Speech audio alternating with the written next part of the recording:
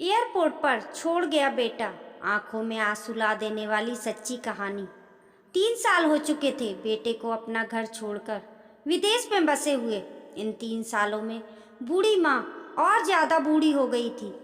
75 वर्ष की आयु में सुलोचना देवी की याददाश्त काफी कमजोर होती जा रही थी। उन्हें रोजमर्रा की चीजें याद न रहती, लेकिन जो उन्हें हमेशा याद रहता वह था उनका बेटा। दिन हो या रात, एक पल भी ऐसा ना होता जब उन्हें अपने बेटे की याद ना आती। दूसरी तरफ बेटा था जो साल भर में एक आध बार अपने माँ को फोन कर लिया करता और 1-2 मिनट से ज्यादा बातें भी ना किया करता। फिर भी ये बूढ़ी माँ टकटकी लगाए अपने बेटे का इंतजार करती रहती। एक दिन बेटे का विदेश से फोन आया। हेलो, हेलो, सुन रही हो ना माँ? अनिल बोल रहा हूँ, तुम्हारा बेटा। कैसी हो माँ? मैं ठीक हूँ बेटा। तुम, बहू और मेरा पोता कैसे हैं? माँ ने पूछा। सब अच्छे हैं माँ।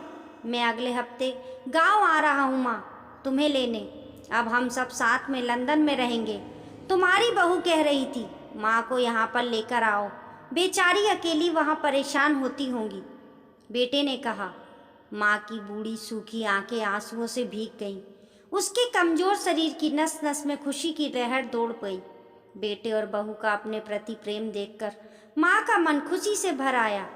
बेटे ने आगे कहा, माँ तैयार रहना। माँ, मुझे ज़्यादा दिन छुट्टी नहीं है। जिससे जितने पैसे लेने हैं लेकर रखना। तब तक मैं प्रॉपर्टी डीलर से बात कर लेता हूँ। घर के लिए? घर के लिए? माँ ने पूछा। हाँ माँ, गांव का घर हमें बेच देना पड़ेगा। अब हम साथ में ही रहने वाले हैं, तो वहाँ पर घर रहने का कोई मतलब नहीं है माँ, बेटे ने कहा। बुढ़ापे की वजह से ठीक से चलने में असक्षम माँ ने पूरे मोहल्ले में घूम घूम कर अपनी इस खुशखबरी को सबको सुनाया। सभी को खुशी हुई। सबको लगा माँ जी के आखिरी दिन अपने परिवार के साथ खुशी से बीत जाएंगे। घर वापस आकर माँ ने अपने घर के कोने कोने को ऐसे देखा जैसे वह अपने दूसरे बेटे को देख रही हो। देखे भी क्यों ना, उस घर को अपने बेटे से कम थोड़ी समझा था। अपने पति के साथ 40 साल यही तो बिताए थे, लेकिन अब मजबूरी थी। बुढ़ापे के आखिरी साल बेटे और बहू के साथ बिताना चाहती थी। दिल पर पत्थर रखकर घर बेचने के लिए माँ तैयार हो गई। आनन फानन में बेटे ने घर को आधे दामों पर बेच दिया। माँ ने ज़्यादा नहीं, लेकिन जिन चीज़ों से दिल लगा था उन चीज़ों को समेटा और बेटे के साथ टैक्सी में बैठकर एयरपोर्ट के लिए चली गई। एयरपोर्ट पर जाकर आकर बेटे ने माँ से कहा, माँ तुम यहाँ बेंच पर बैठो, मैं सामान और बोर्डिंग पास की जांच करा कर आता हूँ। वहाँ वक्त लगता है और खड़ा रहना पड़ता है, तुम्हें तकलीफ होगी, तुम यहीं आराम करो। मैं यूं गया और यूं आया।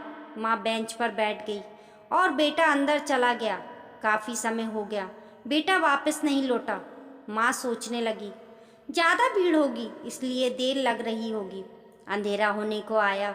अब तो लोगों की चहलकदमी भी कम होने लगी। माँ को अब चिंता होने लगी। एक कर्मचारी ने आकर पूछा, किससे मिलना है माँ जी आपको? यहाँ पर क्यों बैठी हैं? डरती हुई आवाज में सुलोचना देवी बोली, मेरा बेटा अंदर सामान की जांच कराने गया है। लंदन जा रहे हैं हम।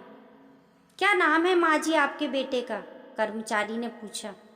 अनिल नाम है मेरे बेटे का, सुलोचना देवी ने बताया। कर्मचारी अंदर गया और थोड़ी देर बाद बाहर लौटा।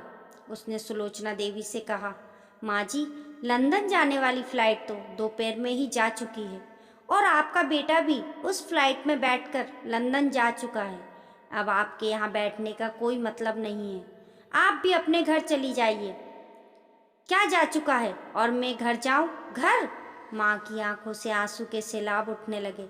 जैसे तैसे माँ घर पहुंची, जो अब उसका था ही नहीं, बिक चुका था।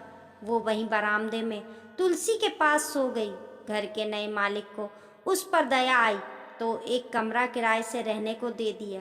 पेंशन के पैसों से खाना और किराए का बंदोबस्त हो जाता था। दिन बीतने लगे। कुछ दिनों बाद घर के नए मालिक ने सुलोचना देवी से कहा, माँ जी, आप अपने रिश्तेदारों के यहाँ पर जाकर क्यों नहीं रहती हैं?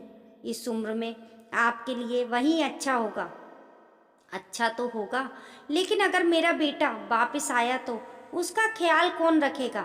मेरा बेटा बहुत भोला है, उसे अपना ख्याल रखना बिल्कुल नहीं आता। मैं कहीं नहीं जाऊंगी, क्या पता कब उसे मेरी ज़रूरत पड़ जाए, माँ ने कहा। दोस्तों, सच बता रही हूँ, माँ की ऐसी बातें सुनकर मेरी आंखों में आंसू आ गए। किसी ने सच ही कहा है, पूत कपूत हो सकता है, लेकिन माता कभी कुमाता नहीं होती। दोस्तों, आप सभी से हाथ जोड़कर विनती करती हूँ, अपने माता पिता की जितनी हो सके सेवा करना, उनके साथ कभी बुरा बर्ताव मत करना। कहानी पसंद आने पर लाइक करें और हमारे YouTube परिवार का हिस्सा बनने के लिए चैनल को सब्सक्राइब करें। कमेंट बॉक्स में बताना ना भूलें आपको कहानी कैसी लगी। मिलते हैं फिर एक नई कहानी के साथ।